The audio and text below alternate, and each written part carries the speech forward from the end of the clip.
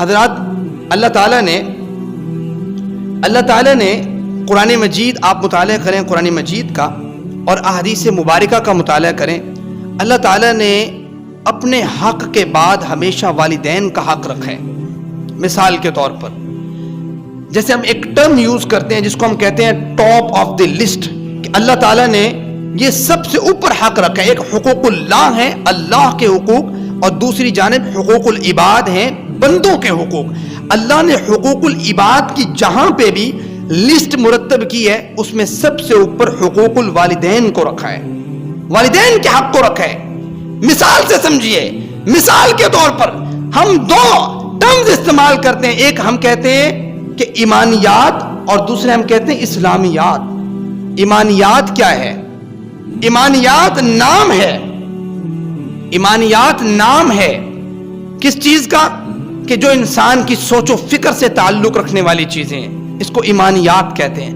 اسلامیات کس چیز کا نام ہے؟ اسلامیات نام ہے انسان کی عملی زندگی سے تعلق رکھنے والی چیزوں کا۔ اللہ نے اور اللہ کے پیغمبر نے جہاں پہ ایمانیات کی لسٹ کو مرتب کیا ہے، وہاں پہ اللہ کے حق کے بعد فوراً حقوق الوالدین کو رکھا ہے۔ اسی طریقے سے جہاں پہ پیغمبر کائنات نے اسلامیات کو بیان کیا ہے، یعنی عملی زندگی کو بیان کیا ہے، وہاں پر بھی اللہ کے حق کے بعد فوراً حقوق الوالدین کو رکھا ہے۔ سمجھیے گا، مثال کے طور پر ایمانیات کی مثال لیجیے۔ اللہ تعالیٰ قرآن مجید میں فرماتے ہیں وَاعْبُدُوا اللَّهَ وَلَا تُشْرِكُوا بِهِ شَيْئًا، سورۃ نساء کی یہ آیت ہے۔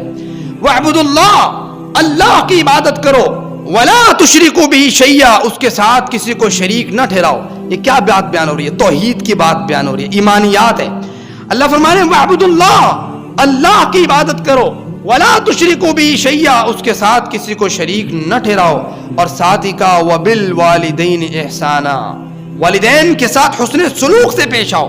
معلوم یہ ہوا کہ جہاں پہ اللہ نے ایمانیات کی لسٹ مرتب کی ہے تو اپنے حق کے بعد فوراً والدین کے حق کو رکھا ہے۔